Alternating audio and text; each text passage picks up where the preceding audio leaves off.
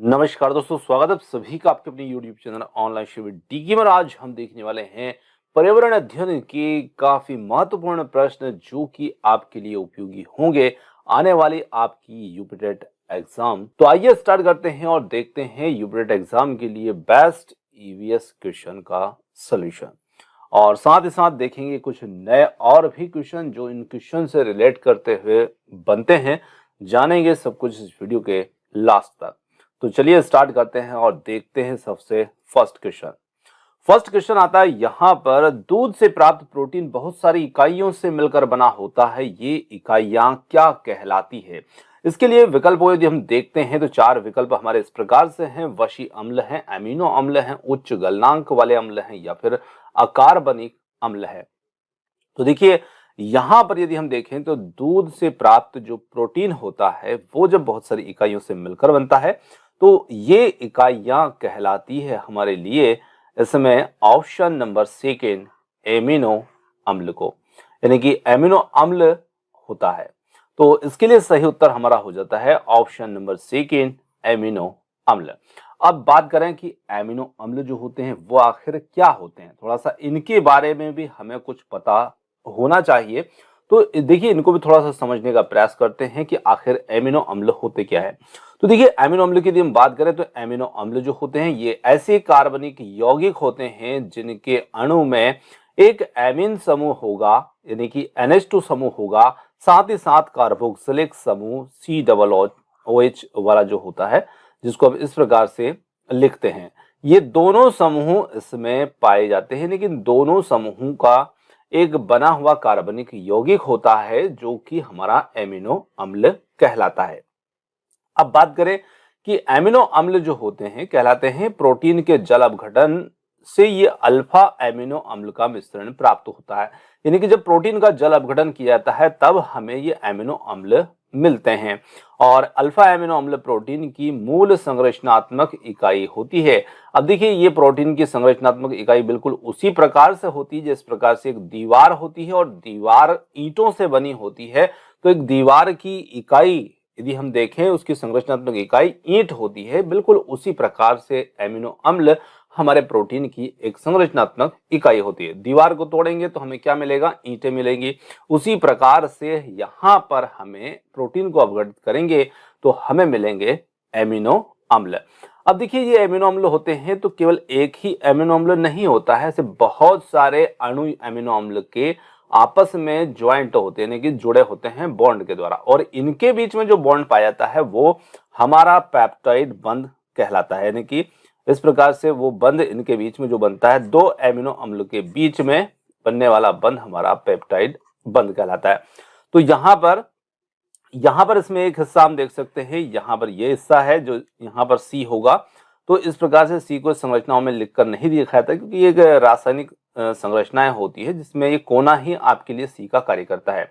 तो यहाँ पर COOH ये एक हिस्सा हो गया। यहाँ पर दूसरे हिस्से की बात करें तो इसमें NH2 समूह हो गया, ये एक समूह हो गया, ये दूसरा समूह हो गया, और ये हमारा कुछ हाइड्रोकार्बन वाला हिस्सा है। तो एक एमिनो समूह अब बिल्कुल एक और एमिनो अम्ल के साथ में जुड़ेगा और इनके और अगले के बीच में एक बंध बनेगा जिसे हम पेप्टाइड बंध कहेंगे। अब यदि हम बात करें तो जो प्रश्न था हमारा वो दूध से संबंधित था, तो इसके लिए थोड़ा सा हम दूध के बारे में भी थोड़ी सी बातों को यहाँ पर समझते हैं। देखिए दूध जो होता है क्या उसके अंदर सिर्फ प्रोटीन ही होता है और कुछ कौन कौन से खनिज हो सकते हैं उसमें प्रोटीन होता है, तो कौन सा प्रोटीन होता है ये भी हमें थोड़ा सा इस पर भी ध्यान देना चाहिए। तो देखिए दूध जो होता है यदि हम बात करें, दूध में प्रोटीन होता है, कैल्शियम और कुछ विटामिन भी होते हैं, राइबोफ्लेविन होता है, और इसके अतिरिक्त विटामिन A, D, E सहित फास्फोरस, मैग्नीशियम, आयोडीन व खनिज, वसा, ऊर्जा आदि चीजें भी इनमें होते हैं। तो यहाँ पर दूध के अंदर महत्वपूर्ण चीजें जिनसे प्रश्न बनता है वो आपका हो जाता है प्रोटीन, आपका हो जाता है कैल्शियम, और इसी के साथ में हो जाता है यहाँ पर विटामिन, है ना। इनसे संबंधित प्रश्न दूध से संबंधित आपको देखने को मिल ही जाते हैं। अब यदि हम बात करें तो एक और प्रश्न दूध से संबंधित बन जाता है, जैसे कि दूध जो होता है इसमें आखिर कौन सी शुगर होती है। तो शुगर का भी हमें ध्यान रखना है, दूध के अंदर जो शुगर होती है वो लैक्टोज शुगर कहलाती है, जिसे हम दुग्ध शर्करा के नाम से भी जानते हैं। और लैक्टोज या दुग्ध शर्करा जो होती है, एक प्रकार का डाइसैकेराइड होता है। ये ग्लैक्टोज के एक अणु और ग्लूकोज के एक अणु के मिलने से बनता है। अब प्रश्न एक और हमारा यहाँ इसी टॉपिक से रिलेटेड बनता है, जिससे हम कह सकते हैं कि दूध के अंदर जो प्रोटीन होता है वो प्रोटीन कौन सा होता है, ना कि प्रोटीन का नाम भी पूछा जाता है। काफी महत्वपूर्ण प्रश्न है। तो ये भी आपको ध्यान रखना है, दूध जो होता है इसके अंदर जो प्रोटीन होता है, कैसीन प्रोटीन जो होता है दूध में हमें देखने को मिलता है, यानी कि दूध में कैसीन नामक प्रोटीन जो होता है ये पाया जाता है। तो उम्मीद करते हैं कि अमीनो अम्ल, दूध, प्रोटीन वगैरह इन संबंधित टॉपिक से जो जो प्रश्न बन सकते हैं वो थोड़ा सा यहाँ पर मैंने आपको एक्स्ट्रा प्रश्नों को बताने का इसमें प्रयास किया है। चलिए आगे बढ़ते हैं और अगले प्रश्न को देखते हैं। वर्तमान में भारत के किस स्थान को सफेद पानी के नाम से जाना जाता है? काफी महत्वपूर्ण प्रश्न है। व्हाइट वाटर के नाम से जाना जाता है भारत का कौन सा स्थान? विकल्पों को देखते हैं, लेह, लद्दाख, कारगिल या फिर है सियाचिन। तो यहां पर बिल्कुल उत्तर हमारा बन जाता है इसमें ऑप्शन नंबर 4 जो होगा सियाचिन। सियाचिन जो होता है इसे व्हाइट वाटर, सफेद पानी के नाम से जाना जाता है। चलिए थोड़ा सा कारण समझते हैं क्यों जाना जाता है, ये भी हम देखते हैं। तो देखिए सियाचिन जो है इसे भारत में सफेद जल के नाम से जाना जाता है। और ये जो होता है ये इस प्रकार से एक ग्लेशियर है। यहाँ पर थोड़ा सा चित्र के माध्यम से आपको बताने का प्रयास किया, जहां पर आप देख सकते हैं कि ये ग्लेशियर है जो हर तरफ से बर्फ से ढका हुआ नजर आ रहा है। सफेद सफेद हिस्सा जो है इसके अंदर वो बर्फ है। तो यहाँ पर सियाचिन ग्लेशियर जो होता है हिमालय की पूर्वी काकोरम पर्वतमाला में भारत पाक नियंत्रण रेखा के पास में स्थित एक हिमानी ग्लेशियर या एक हिमनद भी इसको हम कह सकते हैं कि एक हिमनद है। और यहाँ पर तापमान जो होता है वो इतना ज्यादा ठंडा बना रहता है जिसके कारण ये क्षेत्र हमेशा बर्फ से ढका रहता है। और इसी के कारण जब बर्फ से हमेशा ढका रहता है तो इसी की वजह से इसको नाम दिया गया है सफेद जल, व्हाइट वाटर नाम दिया गया है।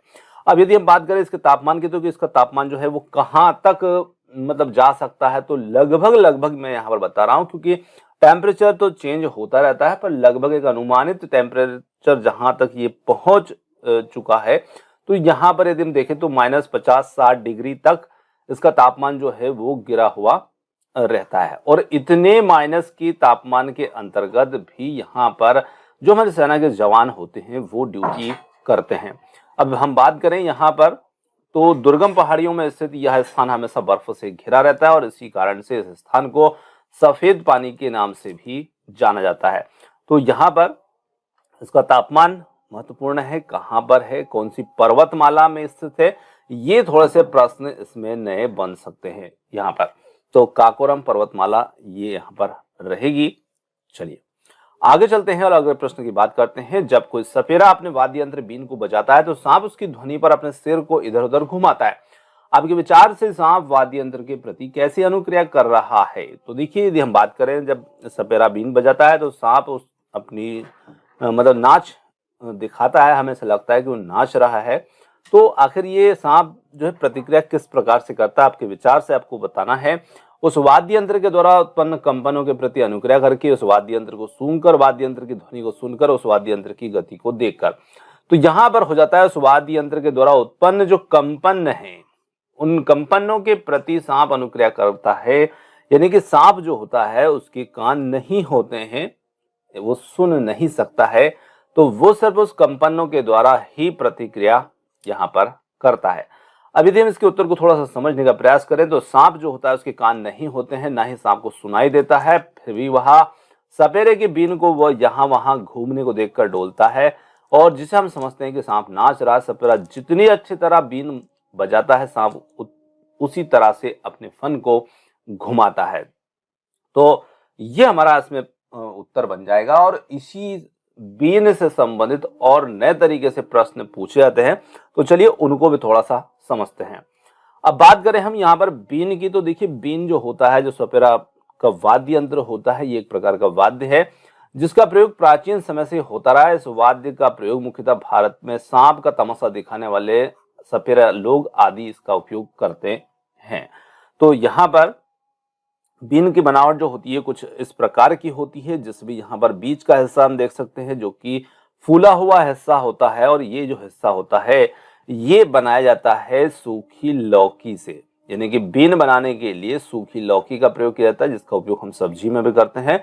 परंतु जो लौकियां तोड़ी नहीं जाती है और वो ऐसे ही पड़े पड़े मतलब बड़ी हो जाती है और सूख जाया करती पौधे के अंदर ही, तो तब वो लौकी फूल जाती है, आकार अलग अलग तरह का हो जाता है, जिसमें से इस प्रकार की लौकी को लिया जाता है। और ये जो हिस्सा होता है ये सूखी लौकी का बना होता है।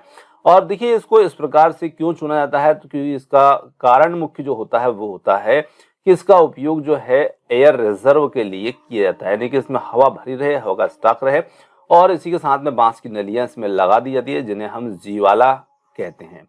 तो ये यहाँ पर इसकी संरचना इस प्रकार से होती है। तो यहाँ पर एक प्रश्न आपका बनता है कि बीन जो है वो किस चीज की बनी होती है, तो सूखी लौकी की बनी होती है, साथ ही बांस की नलियों की बनी होती है। अब देखिए एक और प्रश्न यहाँ पर नया बनेगा कि जो सांपों का तमाशा बताने वाले जो लोग होते हैं वो कौन से संप्रदाय के होते हैं, तो इनसे समुदाय पूछ लिया जाता है, इनका समुदाय पूछा जाता है। तो बीन का इस्तेमाल करने वाले लोगों में यदि हम बात करें तो ये संप्रदाय कालबेलिया संप्रदाय या समुदाय कहलाता है। और ये एक बंजारा जाति है जो प्राचीन काल से एक जगह से दूसरी जगह पर निरंतर घूमती रहती है। जीविका उपार्जन के लिए ये लोग सांपों को पकड़ते हैं और उनके जहर का व्यापार भी करते हैं। पर धीरे धीरे वर्तमान समय में हम देखते हैं तो इन सब चीजों पर जो है वो रोक लगी हुई, और अब इनका उपयोग हमें ना के बराबर देखने को मिलता है। तो यहाँ पर इस बीन से संबंधित और भी कुछ इस प्रकार के प्रश्न बन जाते हैं, तो इन्हें भी आपको ध्यान रखना है। और साथ ही साथ एक और यहाँ पर प्रश्न बन जाता है, जैसे समुदाय से संबंधित कालबेलिया जाति को सपेरा, जोगीरा, जोगी आदि नाम से भी जानते हैं संप्रदाय को। तो यहाँ पर यह भी एक नया प्रश्न इसमें बन सकता है। आगे बात करें अंतर्राष्ट्रीय स्तर पर वन्य जीवों की सुरक्षा हेतु जो संस्था है वो संस्था कौन सी है। विकल्पों को यदि देखें तो यहाँ पर है IUCN, यूनिसेफ है, या IUPAC है, या WHO है। तो यहाँ पर सही उत्तर हमारा हो जाता है, वो हो जाता है ऑप्शन नंबर फर्स्ट। अब देखिए IUCN जो संस्था होती है, इसकी हम बात करें तो ये जो संस्था होती है ये यहाँ पर विकल्प फर्स्ट में हो जाती है IUCN, जिसका हम पूर्ण रूप से नाम देखें तो इसका पूर्ण नाम जो होता है वो होता है the international union for conservation of nature, जिसे संक्षिप्त में IUCN कहा जाता है। अब इस IUCN से अक्सर आपको EVS में प्रश्न देखने को मिलेंगे, कहीं ना कहीं किसी ना किसी प्रकार का प्रश्न इससे देखने को आपको हमेशा ही मिलता है। तो फर्स्ट क्वेश्चन यदि एक्स्ट्रा क्वेश्चन की बात करें तो यहाँ पर इसकी स्थापना से प्रश्न बनता है, जो कि यहाँ पर बात की जाए तो इसकी स्थापना IUCN की कब हुई थी, तो 5 अक्टूबर 1948 को इसकी स्थापना जो है वो देखने को मिलती है, यानी कि 5 अक्टूबर 1948 की इसकी स्थापना की गई थी। इससे बहुत क्वेश्चन निकलते हैं इस टॉपिक से। तो यहाँ पर यदि हम बात करें तो ये जो संस्था है ये और क्या कार्य करती है, तो देखिए अंतर्राष्ट्रीय प्रकृति और प्राकृतिक संसाधन संरक्षण संघ, ये इसका हिंदी नाम है, जो हमने देखा था international union for conservation of nature, इसका हिंदी नाम इस प्रकार से होगा। और यहाँ पर ये प्राकृतिक संसाधनों के संरक्षण के लिए एक समर्पित अंतरराष्ट्रीय संगठन है, और इस संगठन का जो लक्ष्य है विश्व के सबसे विकट पर्यावरण और विकास संबंधी चुनौतियों के लिए व्यावहारिक समाधान खोजने में सहायता करना ही इस संस्था का लक्ष्य है। और एक और नए तरीके से इससे प्रश्न पूछा जाता है, लाल सूची रेड डाटा बुक कौन जारी करता है, वो भी यही संस्था करती है, और इससे आपने कई बार प्रश्न देखे होंगे। तो ये विश्व के विभिन्न संरक्षणों और संगठनों के नेटवर्क से प्राप्त जानकारी के आधार पर लाल सूची, जिसे हम रेड डाटा बुक कहते हैं, इसको प्रकाशित करता है। और यही जो बुक होती है इसमें क्या क्या चीजें होती है इनके बारे में भी हम थोड़ा सा आगे बात करेंगे, जो विश्व के में सबसे अधिक संकटग्रस्त प्रजातियों को दर्शाती है। यानी कि जो रेड डाटा बुक होती है इसमें संकटग्रस्त प्रजातियों को दर्शाती है। अब ये बुक ये मतलब जो जानकारियां होती है तो ये कहाँ से इस IUCN को प्राप्त होती है, तो यहाँ पर आपने देखा कि ये विभिन्न संरक्षण संगठनों के नेटवर्क से ये जानकारी प्राप्त करते हैं और लाल सूची में उनको दर्शाते हैं। साथ ही साथ बात करें तो कुछ और भी प्रश्न इससे बनेंगे रेड डाटा बुक से, जो कि है रेड डाटा बुक का प्रकाशन IUCN यानी कि international union of conservation nature के द्वारा किया जाता है, और इसका मुख्यालय स्विट्जरलैंड में है। ये काफी महत्वपूर्ण है आपके लिए। IUCN का मुख्यालय कहाँ पर है, तो ये स्विट्जरलैंड के अंदर इसका मुख्यालय होगा। इससे भी प्रश्न निश्चित आता है। साथ ही साथ बात करें कुछ और नए प्रश्नों की, तो यहाँ पर सर्वप्रथम रेड डाटा बुक का प्रकाशन कब किया गया था, तो ये काफी महत्वपूर्ण प्रश्न है। तो आपको देखना है कि सन 1963 में सर पीटर स्कॉट ने अंतर्राष्ट्रीय रेड डाटा बुक की कल्पना की थी। देखिए यहाँ पर 1963 में कल्पना की गई थी। साथ ही साथ रेड डाटा बुक में ऐसे पशु पक्षी और पौधों की जानकारी दी गई जो विलुप्त या संकटग्रस्त होने के कगार पर हैं, और विश्व में प्रथम प्रकाशन किया गया था वर्ष 1964 में। 63 में कल्पना की गई थी, और ये कल्पना किसने की थी? पीटर स्कॉट ने कल्पना की थी, और 64 में फर्स्ट बार इसका प्रकाशन जो था वो किया गया था रेड डाटा बुक का। देखिए कुछ चीजें जो प्रथम होती है वो कुछ अंतिम होती है, वो इनसे ज्यादा प्रश्न बनते हैं। तो रेड डाटा बुक का प्रथम प्रकाशन 1964 में किया गया था। आगे देखें तो अगला प्रश्न आता है काफी महत्वपूर्ण। फूलों की संरचनाओं को ध्यान से देखने पर अंडाशय के अंदर छोटी छोटी गोल संरचनाएं पाई जाती हैं, और ये संरचनाएं क्या कहलाती है? तो यहाँ पर यदि हम देखें तो ये बीजांड है, इस तरीके सर है, बाह्य दल है या पुष्प दल है। तो देखिए यहाँ पर जो चार चीजें हमें दे रखी है, तो इसमें से सही उत्तर हमारा कौन सा होगा? तो यहाँ पर ये स्त्री केसर भी नहीं होते हैं, बाह्य दल भी नहीं होते हैं, पुष्प दल भी नहीं होते हैं। यदि हम एक बीज के सभी भागों को ध्यान पूर्वक देखते हैं तो आसानी से हमें समझ में आ जाता है। तो ये संरचनाएं आपको कहाँ देखने को मिलती है? अंडाशय के अंदर। तो यहीं से आपको प्रश्न को समझ लेना है कि अंडाशय जो होता है वो पौधे का एक मादा जनन वाला हिस्सा होता है, और उसे हम स्त्री केसर कहते हैं। पर ये अंडाशय के स्त्री केसर के अंदर अंडाशय है। तो अंडाशय में जो संरचनाएं होंगी वो हमारी होंगी ऑप्शन नंबर फर्स्ट, बीजांड। अब देखिए इसके लिए हम एक फूल की संरचना को भी देखते हैं, तो उत्तर हमारा यहाँ पर हो जाता है बीजांड। और बाकी हम इससे नए प्रश्नों की बात करते हैं, नए प्रश्न कैसे कैसे बन सकते हैं उनको समझते हैं। तो देखिए बीजांड का मतलब यदि हम देखें तो बीज का अंडा है ना, बीज का अंडा, सीधा सीधा नाम का मतलब यहाँ पर बीजांड, तो बीज का अंडा होता है। और किसी भी बीज उत्पन्न करने वाले पादप में बीजांड वह संरचनाएं होती हैं जहां पर मादा प्रजननात्मक कोशिकाओं का निर्माण और भंडारण होता है। अब देखिए मादा प्रजननात्मक कोशिकाओं का निर्माण कहां पर होगा? अंडाशय के अंदर, और भंडारण भी होगा वहीं पर। तो ये एक शब्द का एक सामान्य अर्थ है। अब यहाँ पर यदि हम देखें तो एक फूल की संरचना को देखें तो देखिए स्त्री केसर के अंतर्गत यहाँ से हमारे भाग शामिल हो जाते हैं, अंडाशय से लगे हुए भाग। तो इस तरीके से है, यहाँ पर हम देख सकते हैं इसका एक अंडाशय वाला हिस्सा है, और इस अंडाशय के भीतर छोटी छोटी गोल संरचनाएं इसमें देखने को मिलती है। इसी अंडाशय से यहाँ पर हम ऊपर जाती हुई कुछ नलियों को देख रहे हैं। ये नलियां हमारी वर्तिका कहलाएंगी, और इन नलियों का ऊपरी सिरा जो है ये यहाँ पर वर्तिकाग्र होता है, जो कि परागकणों को यहाँ पर ग्रहण करने का कार्य करता है। तो यहाँ पर ये मादा जनन अंग है स्त्रीकेसर, और यहाँ पर पुकेसर परागकोश ये जो है ये नर जनन अंग होते हैं उस पुष्प के। बात करें दलपुंज की, तो दलपुंज यहाँ पर देखिए पंखुड़ियां जो होती हैं वो पुष्प के जो बाह्य दल होती है वो कहलाती है, सॉरी हाँ ये दल कहलाती है, पुष्प दल या दल पंखुड़ी कह सकते हैं। और ये जो नीचे के पुष्प से नीचे लगे हुए थोड़े से हरे हरे हिस्से के भाग होते हैं ये बाह्य दल कहलाते हैं। तो ये पुष्प दल हो गया, ये हमारा बाह्य दल हो गया, है ना, जिसको हम दलपुंज और बाह्य दलपुंज के नाम से भी जानते हैं। तो ये हमारे एक फूल की यहाँ पर संरचना होती है। तो इस प्रकार से हम नर वाला हिस्सा कौन सा है, उसमें कौन कौन से भाग आएंगे, तो परागकोश आ जाएंगे, और यहाँ पर जो पराग तंतु होते हैं वो आ जाते हैं। अब और भी कुछ नए प्रश्न की यदि बात करें तो स्त्रीकेसर जो होता है ये फूल का मादा जनन अंग होता है, जिसके शीर्ष पर एक वर्तिकाग्र होता है। वर्तिकाग्र की बात यहाँ पर हमने कर ली। स्त्रीकेसर एक फूल का बीजांड उत्पादक भाग होता है, मतलब बीजांडों का उत्पन्न कहाँ पर होते हैं, ये हमारे लिए एक नया प्रश्न है। तो स्त्रीकेसर एक फूल का बीजांड उत्पादक भाग होता है, मतलब अंडाशय भी होता है, और अंडाशय के अंदर स्त्रीकेसर के अंदर अंडाशय भी आ जाता है, अंडाशय के अंदर बीजांड यहाँ पर बनते हैं।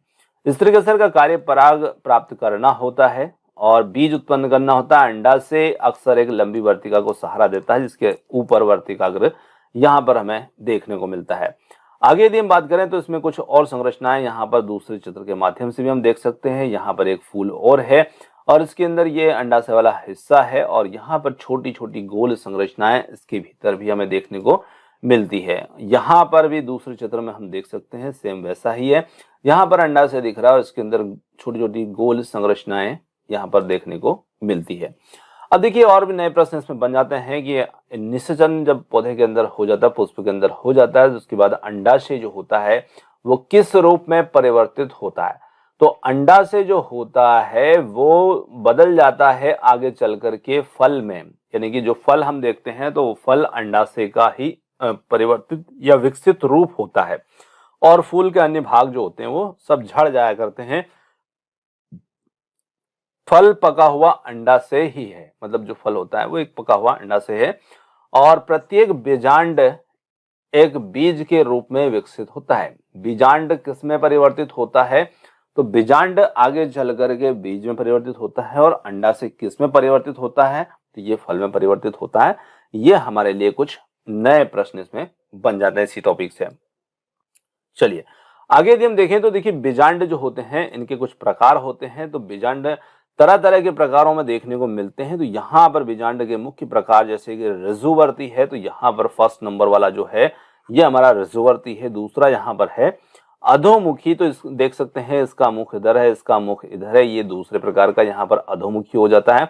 तीसरा यहाँ पर आ जाता है अनुप्रस्था वर्त। तो अनुप्रस्था वर्त के अंतर्गत हम देखें तो ये थोड़ा सा हमारा यहाँ पर तीसरे नंबर का यहाँ पर है अनुप्रस्थ बीजांड है और अनुप्रस्थ बीजांड के अंतर्गत ये हमारा हो जाता है चौथे नंबर का बीजांड। इसका प्रकार ऐसा होता है वक्रावर्त है। तो वक्रावर्त के अंतर्गत हम देख सकते हैं तो ये हमारा यहाँ पर पांचवें नंबर का हो जाता है और एक कुंडलित बीजांड है, तो ये हमारा लास्ट वाला कुंडलित बीजांड है। तो ऐसे 6 प्रकार जो है ये इसमें हमें देखने को मिलते हैं। तो प्रकारों के आप टाइप देख सकते हैं, इतने प्रकार के ये हुआ करते हैं। चलिए आगे अगला प्रश्न बनता है हमारा, राष्ट्रपति अपना त्याग पत्र किसे प्रदान करता है, किसे देते हैं। तो यहाँ पर बात करें प्रधानमंत्री को, उपराष्ट्रपति को, मुख्य न्यायाधीश को, महान्यायवादी को। प्रश्न काफी सरल है और आप उत्तर आसानी से कमेंट से इसका दे सकते हैं।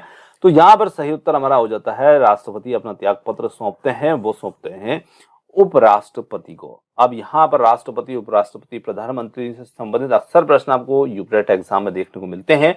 तो यहाँ पर बात करें तो सबसे फर्स्ट नया क्वेश्चन जो इससे बन सकता है वो बन सकता है कि यहाँ पर उपराष्ट्रपति जो हैं, राष्ट्रपति अपना इस्तीफा सौंपते हैं, तो ये किस अनुच्छेद के अंतर्गत मतलब बताया गया है। तो यहाँ पर भारत के संविधान के अनुच्छेद 56(1)(a) के अनुसार राष्ट्रपति भारत के उपराष्ट्रपति को अपना इस्तीफा संबोधित करते हैं।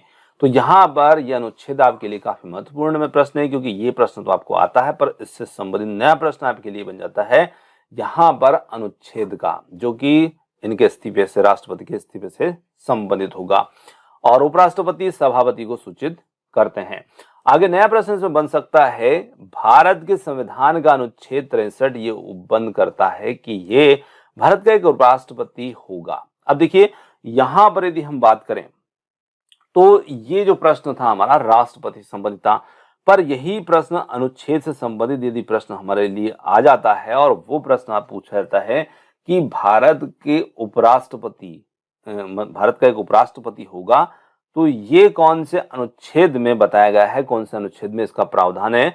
तो यहाँ पर यदि हम देखें तो इसका प्रावधान जो है वो हमें देखने को मिलता है, वो मिलता है अनुच्छेद 63 में। जी हाँ, अनुच्छेद 63 यानी कि 63 ये उपबंध करता है कि भारत का एक उपराष्ट्रपति होगा। अब देखिए अनुच्छेद 63 से यदि हम चलते हैं तो अनुच्छेद 71 तक, ये सारे अनुच्छेद 63 से लगा करके तो 71 तक, तो यहाँ पर थोड़ा सा बताने का प्रयास करूंगा। 63 से लेकर 71 तक जो अनुच्छेद सारे हैं वो टोटल ही आपके उपराष्ट्रपति से संबंधित हैं और अलग अलग अनुच्छेद जो है उसमें अलग अलग बातों को इसमें उल्लेखित किया गया है। जैसे 63 की यदि हम बात करें तो 63 अनुच्छेद जो है ये सर बताता है कि भारत का एक उपराष्ट्रपति होगा। अनुच्छेद 64 जो है 64 ये बताता है कि उपराष्ट्रपति राज्यसभा यानी कि राज्यों की परिषद जो होती है उसका पदेन अध्यक्ष होगा। तो यदि हम बात करें कि यदि इस प्रकार का प्रश्न आता है कि राज्यों की पदेन सभा का अध्यक्ष होगा उपराष्ट्रपति, ये कौन सा अनुच्छेद, तो ये है 64। इसी के साथ में 65 जो है तो वो राष्ट्रपति की अनुपस्थिति के दौरान कार्य करने से संबंधित हो जाता है, 66 है तो 67 है, तो इस प्रकार से 71 तक सारे ही जो अनुच्छेद रहेंगे, 63 से लेकर ये सब उपराष्ट्रपति के कार्य, नियुक्ति आदि आदि से संबंधित रहेंगे। तो मुख्य रूप से ये दो चीजें आपको ध्यान रखना है ये। और उपराष्ट्रपति को शपथ कौन दिलाता है, तो ये माननीय राष्ट्रपति दिलाते हैं। ये भी एक प्रश्न नया बन जाता है। और सेम इसी प्रकार का प्रश्न है, प्रधानमंत्री अपना त्याग पत्र किसे सौंप सकते हैं, तो वो सौंप सकते हैं राष्ट्रपति को, राष्ट्रपति उपराष्ट्रपति को। चलिए, बहुत नए नए प्रश्न इसमें बन सकते हैं, बहुत ही अच्छा टॉपिक है। आगे देखें तो और कुछ प्रश्न हैं, जैसे उपराष्ट्रपति का राज्यसभा का पदेन सभापति होना। अब ये कौन सा अनुच्छेद में है, तो ये हमने भी बात की थी कि ये 64 से संबंधित है, अनुच्छेद 64। और ये भी एक नया प्रश्न बनता है, राज्यसभा का पदेन सभापति कौन होता है, तो उपराष्ट्रपति ही यहाँ पर पदेन सभापति होते हैं। आगे बात करें तो उपराष्ट्रपति का चुनाव जो है वो किस प्रक्रिया के तहत होता है, इससे भी प्रश्न बन सकता है। उपराष्ट्रपति का निर्वाचन संसद के दोनों सदनों के सदस्य मिलकर बनने वाले निर्वाचक गण के सदस्यों के द्वारा अनुपातिक प्रतिनिधित्व पद्धति के अनुसार एकल संक्रमणीय मतों के द्वारा किया जाता है, और ऐसे निर्वाचन में गुप्त मतदान होगा। तो ये इनके निर्वाचन से संबंधित। और एक और नया प्रश्न यहाँ बनता है जिसमें अक्सर हम कंफ्यूजन हो जाती है ना। देखिए कि कभी विधायक की आयु पूछी जाती है, कभी प्रधानमंत्री की, कभी राष्ट्रपति किसी की भी। तो यहाँ पर प्रश्न हमारा उपराष्ट्रपति उपराष्ट्रपति संबंधित, तो यहाँ पर उपराष्ट्रपति की आयु जो है वो लगभग 35 वर्ष के आयु होना चाहिए, देखिए तब ही वो राष्ट्रपति उपराष्ट्रपति बन सकते हैं। चलिए आगे देखें तो आगे एक और नया प्रश्न बन जाता है, भारत के सबसे प्रथम उपराष्ट्रपति कौन और राष्ट्रपति कौन। तो यहां पर देखिए डॉक्टर सर्वपल्ली राधाकृष्णन, जो कि इनका जन्म स्थान बताया है, और ये भारत के प्रथम उपराष्ट्रपति थे। 1952 से लेकर के 1962 तक प्रथम राष्ट्रपति डॉक्टर राजेंद्र प्रसाद, और द्वितीय राष्ट्रपति भी ये रहे थे। तो प्रथम द्वितीय से संबंधित प्रश्न अक्सर देखने को मिलते हैं। तो प्रश्न हमारा राष्ट्रपति और उपराष्ट्रपति से संबंधित था, तो ये भी एक नया प्रश्न हमने यहाँ पर इसमें ऐड किया है। और अब वर्तमान में बात करते हैं, तो वर्तमान में हमारे जो उपराष्ट्रपति जगदीप धनखड़ जो कि हैं, और ये कौन से नंबर के उपराष्ट्रपति हैं, तो यहाँ पर हमारा लिए नया प्रश्न बनता है, 14वें नंबर के उपराष्ट्रपति ये हैं। तो ये भी हमारे लिए एक नया प्रश्न बन जाता है वर्तमान स्थिति का। चलिए आगे अगला प्रश्न आता है, किन बीमारियों के लिए डीपीटी का टीका दिया जाता है। डीपीटी का टीका देते हैं किन कौन सी बीमारी के लिए, काली खांसी, डिप्टीथीरिया, टेटनस, काली खांसी, निमोनिया, पोलियो, डिप्टीथीरिया, पोलियो, टेटनस या फिर आंत्र ज्वर, हैजा, प्लेग। अब देखिए उत्तर तो हमारा सही विकल्प के रूप में यहाँ पर जो रहेगा वो रहेगा काली खांसी, डिप्टीथीरिया, टेटनस। क्या हम इन सभी बीमारियों को ठीक तरीके से जानते हैं, तो चलिए आइए जानने का थोड़ा सा प्रयास करते हैं इन तीनों प्रकार की बीमारियों के बारे में। तो यहाँ पर फर्स्ट विकल्प इसमें उत्तर हो जाता है, और एक एक करके एक एक बीमारी को ठीक से समझते हैं। देखिए डीपीटी का टीका जो होता है ये टीकों की एक श्रेणी को संदर्भित करता है जो मनुष्य के अंदर होने वाले 3 संक्रामक रोग। अब पहली बात हमें यहाँ मिलती है कि ये तीनों रोग कैसे हैं, संक्रामक रोग हैं। रोगों जैसे डिप्टीथीरिया, पर्टुसिस जिसे हम काली खांसी भी कहते हैं, इसका एक और नाम पर्टुसिस भी होता है, और टेटनस है। इन तीनों से बचाव के लिए दिया जाता है डी का मतलब डिप्टीथीरिया, कल्प में तो हमें देखने को मिला था, पर्टुसिस नहीं मिला था, डीपीटी। पर पी का मतलब क्या है, पी का मतलब पर्टुसिस है, जो कि यहाँ पर हमें देखने को मिलता है। तो ये तीनों का एक संयुक्त नाम बनता है डीपीटी का टीका। अब यदि हम देखें तो ये तीनों बैक्टीरिया से होने वाली गंभीर बीमारियां हैं। अब कोई बीमारी जो होती है वायरस से होती है, कोई जो होती है बैक्टीरिया से होती है, तो यह बैक्टीरिया से होने वाली गंभीर बीमारियां हैं।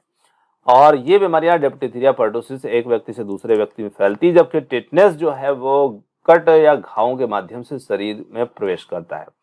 तो देखिए डिप्टीथीरिया और पर्टुसिस तो एक दूसरे के संपर्क में आने से फैलते हैं, पर टेटनस जो है वो घाव के माध्यम से हमारे को संक्रमित करता है। आगे और बात करते हैं, अब एक एक बीमारी को थोड़ा सा समझते हैं। जैसे डिप्टीथीरिया है, इसकी क्या विशेषता होती है, कैसा रोग होता है।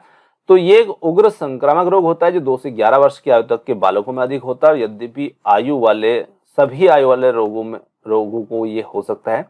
इसका उद्भव काल 2 से 4 दिन का रहता है और ये रोग प्राय गले में होता है और टॉन्सिल्स भी इसमें आक्रांत हो जाते हैं, यानी कि गले के अंदर सूजन वगैरह इसमें रोग में देखने को मिलती है। देखिए इसका हमें एक और नया नाम भी मिला, रोहिणी, है ना, रोहिणी भी कहा जाता है या डिप्थीरिया भी इसको कहा जाता है।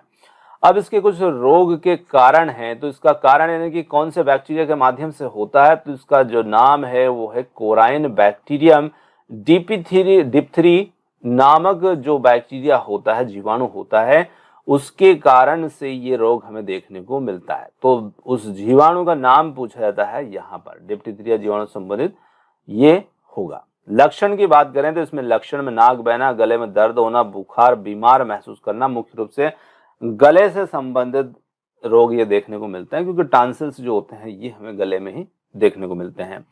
तो ये इस प्रकार से ये रोग हमें देखने को मिलता है। आगे बात करें काली खांसी, जिसे पर्टुसिस भी कहते हैं। देखिए पर्टुसिस जो होता है इसे 100 दिन की खांसी के रूप में भी जाना जाता है, क्योंकि ये जो 100 दिन की खांसी इसको क्यों कहा जाता है, क्योंकि ये जो खांसी होती है एक लंबे समय तक यानी कि 10 सप्ताह तक लगभग ये खांसी जारी बनी रहती है, यानी कि 10 सप्ताह तक होती रहती है, इसलिए इसको 100 दिन की खांसी के नाम से भी जानते हैं। और ये भी एक अत्यधिक संक्रामक जीवाणु रोग है। अब देखिए कोई भी मरीज खांसता है तो वैसे खांसी के माध्यम से जो रोग होते हैं वो संक्रामक ही माने जाते हैं, तो यहाँ पर काली खांसी भी वैसा ही है।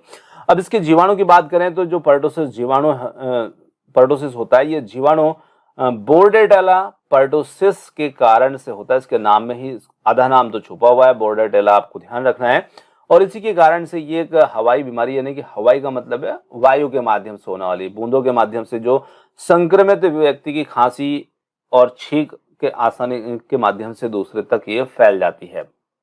आगे बात करें तो इसके लक्षणों के अंतर्गत हम देखें तो यहाँ पर सामान्यतः खांसी वाला रोग है तो खांसी देखने को मिलेगी, श्वसन, बेहोशी और खांसी के बाद उल्टी वगैरह भी इसमें देखने को मिल जाती है। ये कुछ रोग के लक्षण होते हैं। आगे बात करें तो यहाँ पर अगला रोग आता है हमारा धनु स्तंभ यानी कि टिटनस। अब देखिए टिटनस का नाम तो आपने बहुत सुना होगा, पर कैसे ये रोग होता है तो ये आपके लिए थोड़ा समझना जरूरी है, जिसे धनु स्तंभ के नाम से भी जाना जाता है।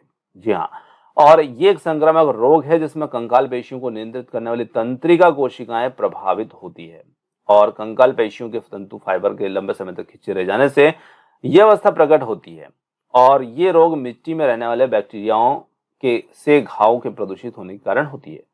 देखिए सीधा सीधा रोग की बात करें तो रोग कैसे हमें फैलता है, तो इसके जो बैक्टीरिया होते हैं मिट्टी में, जैसे लकड़ी के अंदर दीमक रहते हैं वैसे मिट्टी के अंदर बैक्टीरिया होते हैं और उस मिट्टी के संपर्क में हम आते हैं और हमारे ऊपर त्वचा के ऊपर कहीं पर कोई चोट है, कोई घाव का निशान है, तो जब हमारे घावों पर ये बैक्टीरिया वो मिट्टी लगती है तब ये हमें संक्रमित कर देते हैं। ये जो जीवाणु होते हैं ये हमें संक्रमित कर देते हैं। इस बैक्टीरिया को बैक्टीरियम क्लोस्ट्रिडियम कहा जाता है। देखिए बैक्टीरिया का नाम जो है वो है बैक्टीरियम क्लोस्ट्रिडियम और ये मिट्टी में लंबी अवधि तक छेद बनाकर दीमक के समान रह सकते हैं। जब कोई घाव इस छेदनुमा घर में रहने वाले दीमक रूपी बैक्टीरिया से प्रदूषित होता है तो टेटनस की बीमारी पैदा होती है और जब ये बैक्टीरिया सक्रिय होकर तेजी से बढ़ने लगते हैं तब ये हमारी मांसपेशियों को प्रभावित करते हैं और जहर पैदा करने लगते हैं, तब टेटनस का संक्रमण फैलता है। हमारे शरीर में बैक्टीरिया के प्रवेश के रास्ते आमतौर पर कट्टे फटे घाव होते हैं, यानी कि जो भी हमारे घाव होते हैं वो उसके लिए रास्ते होते हैं और जो जंग लगे कीलो धातु के टुकड़े या कीटों के काटने, जलने या त्वचा के फटने से बनता है। अब देखिए हम ज्यादातर कहते हैं कि अरे जंग लगी उस धातु से कट गया तो ये टेटनस हो जाएगा, तो टेटनस का मेन जो कारण हमने जाना वो इस प्रकार से होता है, वो इस बैक्टीरिया की वजह से होता है। आप देखिए जंग लगी हुई चीजों पर, जैसे कि मिट्टी के संपर्क में रहती है तभी उसमें जंग लगती है, पानी में संपर्क में रहती है तो कहीं ना कहीं ये जो बैक्टीरिया होते हैं ये उस पर आ जाते हैं और ये हमारे घाव के माध्यम से हमारे शरीर में पहुंच जाते हैं। इस प्रकार से टिटनस जो होता है वो हमें प्रभावित करता है। सामान्य लक्षणों की बात करें तो टिटनस जो होते हैं वे मुख्य रूप से 4 प्रकार के देखने को मिलते हैं। तो सामान्य टिटनस जो होता है वो शरीर की संरचना की मांसपेशियों को प्रभावित करता है और सामान्य रूप से 4 प्रकारों में सबसे गंभीर प्रकार है और स्थानीय टिटनस बैक्टीरिया से संक्रमित घाव के आसपास की मांसपेशियों को प्रभावित करता है। तो इसे 3-4 प्रकार इनके टिटनस के हुआ करते हैं। अगला प्रश्न हमारा आता है, निम्नलिखित जंगलों में से कौन सा जंगल पृथ्वी ग्रह के फेफड़ों के रूप में जाना जाता है। काफी महत्वपूर्ण प्रश्न है। और पृथ्वी ग्रह के फेफड़े जो हैं टुंड्रा वन, अमेजन वर्षा वन, पूर्वोत्तर भारत के वर्षा वन या टेगा वन, तो यहाँ पर हम कह सकते हैं कि वो है अमेजन वर्षा वन। अब ये क्यों है और क्यों इन्हें पृथ्वी ग्रह के फेफड़े कहा जाता है, इसका कारण समझते हैं।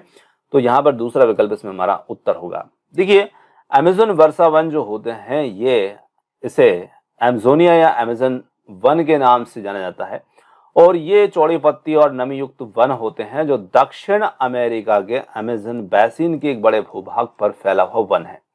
अब इस वन का विस्तार यदि हम देखें तो ये 70 लाख वर्ग किलोमीटर यानी कि 1.7 अरब एकड़ के क्षेत्र पर फैला हुआ है, जिसमें से 55 लाख वर्ग किलोमीटर वर्षा वन खड़े हैं और ये क्षेत्र 9 देशों की सीमाओं में पड़ता है। तो 9 देश कौन कौन से हैं वो भी हम समझते हैं। वनों का अधिकांश भाग ब्राजील की सीमा में है।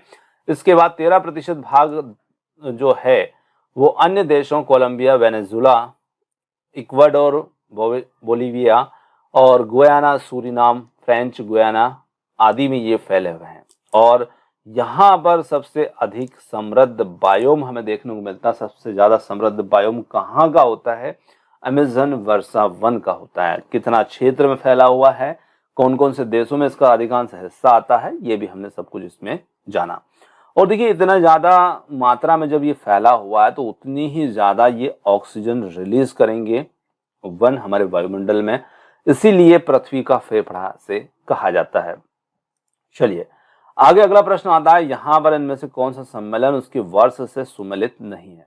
4 विकल्प हमारे हैं। मॉन्ट्रियल प्रोटोकॉल, प्रथम पृथ्वी सम्मेलन, क्योटो सम्मेलन और कोपेनहेगन सम्मेलन।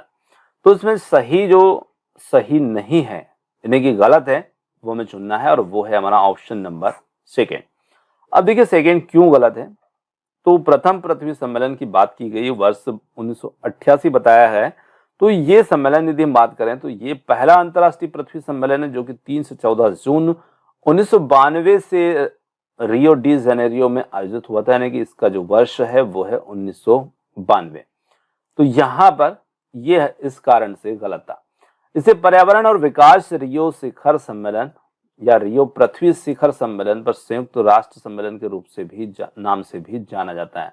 तो ऐसे 2-3 नाम इसके हमें देखने को यहाँ पर मिल जाते हैं। शिखर, रियो पृथ्वी शिखर सम्मेलन, है ना, और राष्ट्र सम्मेलन के नाम से भी। तो ये हमारा उत्तर हो जाता है इसमें विकल्प नंबर 2। तो दोस्तों यहाँ पर आज के जो प्रश्न हमने लिए थे, टॉप 10 क्वेश्चन लिए थे और इन 10 क्वेश्चन से आपको और भी नए बहुत सारे क्वेश्चन भी आपने देखे। और यहीं पर वीडियो समाप्त करते हैं क्योंकि वीडियो थोड़ा सा लंबा हो सकता है। तो बाकी नए क्वेश्चन अगले वीडियो के साथ में हम लेकर आएंगे। और वीडियो आपको कैसा लगा कमेंट्स करके जरूर बताइएगा। वीडियो पसंद आया हो तो वीडियो को लाइक, शेयर, चैनल को सब्सक्राइब करना मत भूलिएगा, क्योंकि आपका एक लाइक, एक शेयर हमारा मोटिवेशन बढ़ाता है और भी हमें आपके लिए बेहतर करने को प्रेरित करता है। तो बने रहिए हमारे साथ। मिलते हैं जल्द ही एक और नए वीडियो के साथ। धन्यवाद।